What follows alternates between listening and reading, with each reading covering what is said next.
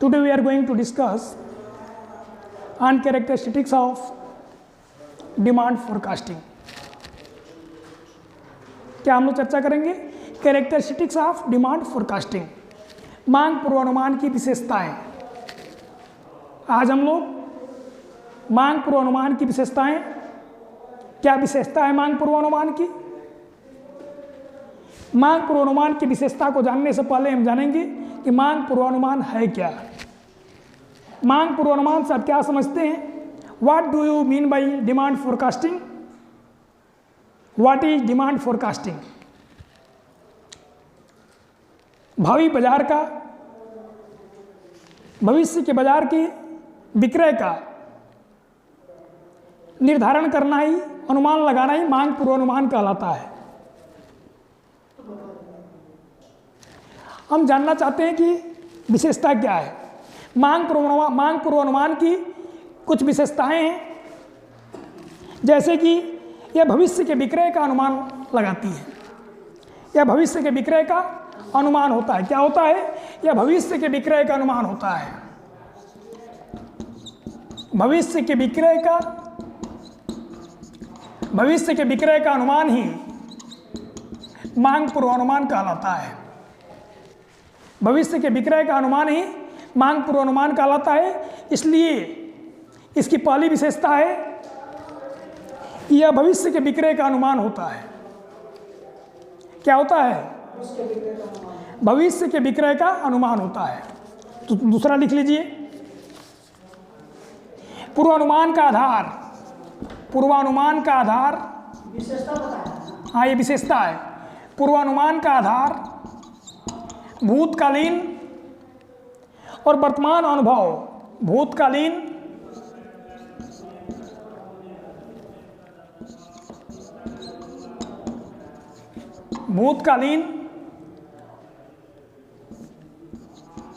वर्तमान अनुभव,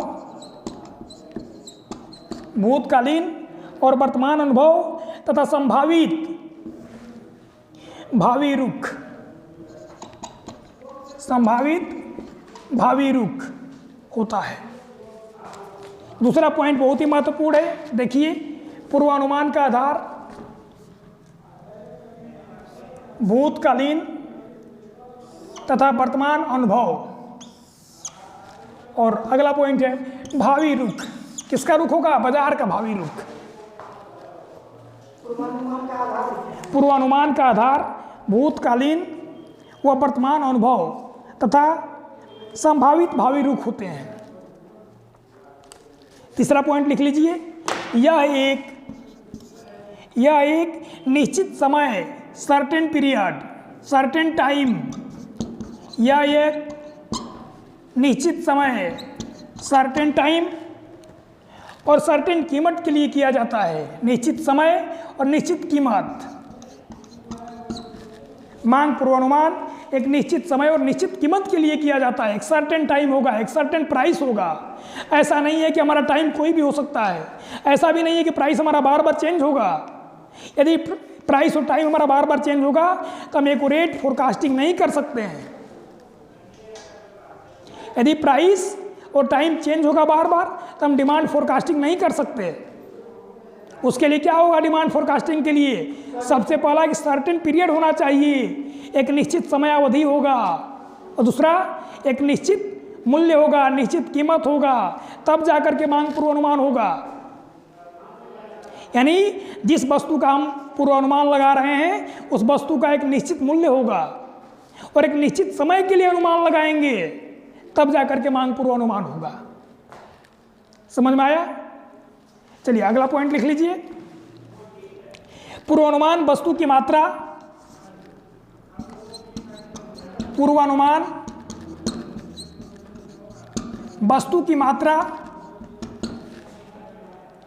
या मूल्य के रूप में किया जा सकता है। वस्तु की मात्रा या मूल्य के रूप में किया जा सकता है। मूल्य के रूप में किया जा सकता है। मांग पूर्वानुमान किस रूप में होगा? या तो वस्तु की मात्रा के रूप में होगा, या तो वस्तु की मात्रा के रूप में होगा या तो वस्तु के मूल्य के रूप में होगा। मूल्य किस में होगा? डॉलर में हो सकता है, रुपया में हो सकता है, या जिस देश की जो करेंसी होगी उस रूप में होगा। नहीं, मूल्य, वस्तु का मूल्य। मात्रा तो जो क्वांटिटी होगी 1 से लेकर के 1000 तक कर सकते हैं। ठीक है, अगला पॉइंट लिख लीजिए। पूर्वानुमान को वैज्ञानिक अनुमान, पूर्वानुमान को वैज्ञानिक अनुमान, वैज्ञानिक अनुमान साइंटिफिक तरीके से, वैज्ञानिक अनुमान तर्क और विवेक, हाँ, तर्क और विवेक से लगाया जाता है। पूर्वानुमान को वैज्ञानिक अनुमान तर्क और विवेक से लगाया जाता है। अंतर्मन की अटकलों, अंतर्मन की अटकलों और कोरी परिकल्पनाओं के आधार पर पूर्वानुमान नहीं लगाया जा सकता। पूर्वानुमान को लगाने के लिए वैज्ञानिक अनुमान होगा, तर्क होगा, विवेक होगा, बुद्धि होगी, उसके आधार पर हम पूर्वानुमान लगाते हैं, न कि मन में जो आया उसके आधार पर नहीं लगा देंगे। एक्सपर्ट करता है। ऐसा नहीं, ऐसा भी नहीं कि हम कल्पना कर लिए कि आने वाले समय में 50,000 बिस्किट सेल होगा, ऐसे नहीं हो सकता। लेकिन जो लगाता हुआ सटीक लगाता है, बिल्कुल, उसके लोग एक्सपर्ट होते हैं। बिजनेस इकोनॉमिस्ट का काम क्या है? फोरकास्टिंग करना। इकोनॉमिस्ट का काम है फोरकास्टिंग करना, और करता है। कंपनी इसके लिए अलग से एक्सपर्ट रखती है, नियुक्त करती है। और अगला पॉइंट है मांग पूर्वानुमान लगाने में, मांग पूर्वानुमान लगाने में सांख्यिकी और गणितीय विधियों का भी उपयोग किया जाता है। सांख्यिकी और गणितीय विधियों का भी इस्तेमाल किया जाता है, का भी उपयोग किया जाता है। ये सबसे इंपॉर्टेंट लाइन है, ध्यान दीजिए। मांग पूर्वानुमान को लगाने में स्टैटिस्टिकल और मैथमेटिकल टेक्निक्स, टूल्स को भी यूज करते हैं।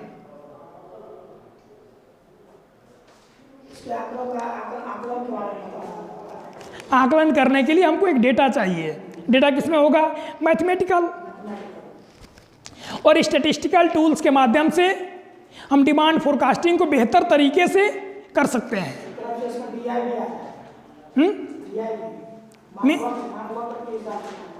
बिल्कुल, जैसे मीन मीडियन मोड नाम सुने हैं, मीन मीडियन मोड का एग्जांपल ले सकते हैं, स्टैटिस्टिकल टूल्स है। हाँ, और अगला पॉइंट है हमारा लास्ट पॉइंट, पूर्वानुमान में भावी विपणन। पूर्वानुमान में भावी विपणन, भावी विपणन का मतलब क्या है? भविष्य का बाजार। भावी विपणन, भावी विपणन कार्यक्रम को भी ध्यान में रखा जाता है। भावी विपणन कार्यक्रम, पूर्वानुमान को लगाते समय भावी विपणन कार्यक्रम को भी ध्यान में रखा जाता है कि उपभोक्ता कोई ऐसा कार्यक्रम तो नहीं है बाजार में जिससे उपभोक्ता प्रभावित हो। पूर्वानुमान को लगाते समय भावी विपणन कार्यक्रम को भी ध्यान में रखा जाता है। लास्ट पॉइंट, मांग पूर्वानुमान। मांग पूर्वानुमान किसी एक उत्पाद विशेष के लिए लगाया जाता है, किसी एक उत्पाद विशेष के लिए लगाया जाता है। स्पेसिफाइड प्रोडक्ट किसके लिए लगाया जाएगा? स्पेसिफाइड प्रोडक्ट के लिए, उत्पाद विशेष के लिए। ऐसा नहीं कि हम बिस्किट का डिमांड फोरकास्टिंग कर रहे हैं और उसके डेटा को लागू करेंगे मोबाइल पर, रिजल्ट आएगा? कभी नहीं आएगा। यानी एक उत्पाद विशेष होगा, उसका जाकर के हम लोग विश्लेषण करेंगे। या संपूर्ण उत्पादन पंक्ति के लिए, जैसे हिंदुस्तान लीवर कंपनी का नाम सुना है? Hindustan Lever company, Hindustan Lever company, Hindustan Lever company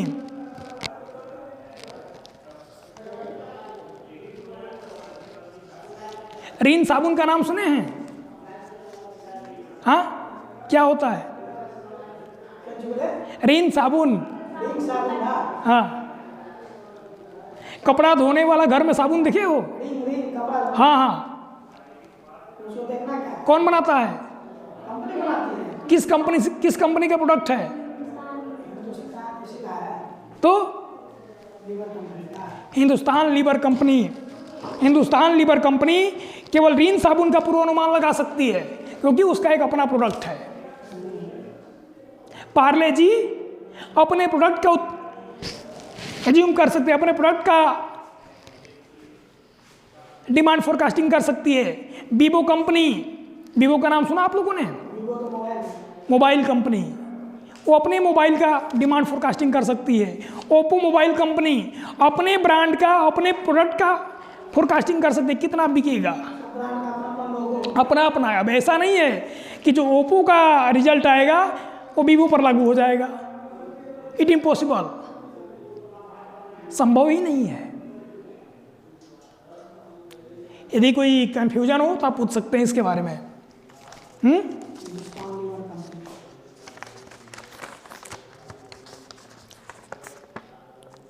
अगला टॉपिक हमारा objectives of demand forecasting. Objectives of demand forecasting. Objectives of demand forecasting, मांग पूर्वानुमान के उद्देश्य। मांग पूर्वानुमान के उद्देश्य। समय के आधार पर मांग पूर्वानुमान दो प्रकार का होता है। मांग पूर्वानुमान कितने प्रकार का होगा? दो प्रकार का होगा। एक होगा अल्पकालीन, अल्पकालीन शॉर्ट रन डिमांड फोरकास्टिंग, और होगा एक लॉन्ग रन डिमांड फोरकास्टिंग, दीर्घकालीन। क्या होगा? दीर्घकालीन। समय के आधार पर मांग पूर्वानुमान दो प्रकार का होता है। पहला है अल्पकालीन मांग पूर्वानुमान और दूसरा है दीर्घकालीन मांग पूर्वानुमान, short run demand forecasting and second things long run demand forecasting. अल्पकालीन और दीर्घकालीन दोनों पूर्वानुमान के उद्देश्य अलग अलग होते हैं। ऐसा नहीं कि दोनों का उद्देश्य एक है। अल्पकालीन मांग पूर्वानुमान का उद्देश्य कुछ और होगा, जबकि दीर्घकालीन मांग पूर्वानुमान का ऑब्जेक्टिव कुछ और होगा। हाँ, short and run, short long.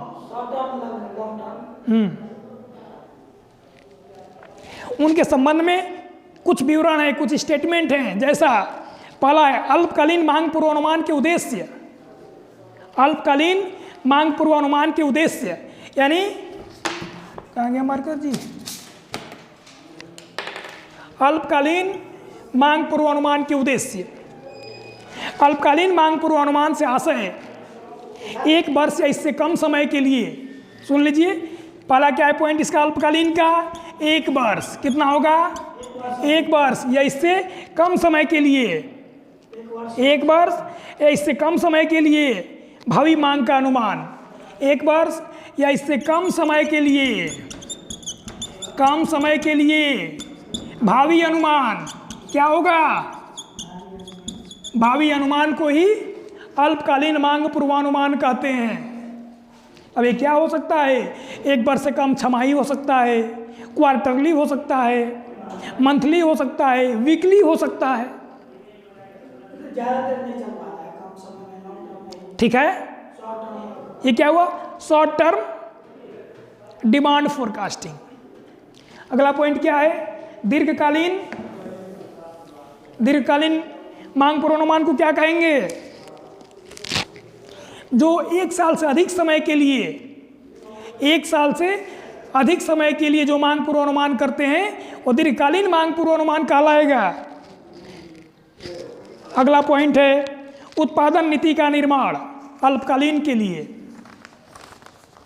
उत्पादन नीति, प्रोडक्शन पॉलिसी। हाँ, प्रोडक्शन पॉलिसी, प्रोडक्शन पॉलिसी, उत्पादन नीति का निर्माण। Formulation of production policy, formulation of production policy. मांग पूर्वानुमान को का प्रथम उद्देश्य उसके आधार पर मांग पूर्वानुमान का प्रथम उद्देश्य उसके आधार पर फर्म की उत्पादन नीति का निर्माण करना है। पहला उद्देश्य क्या है? फर्म की उत्पादन नीति का निर्माण करना। फॉर्मुलेशन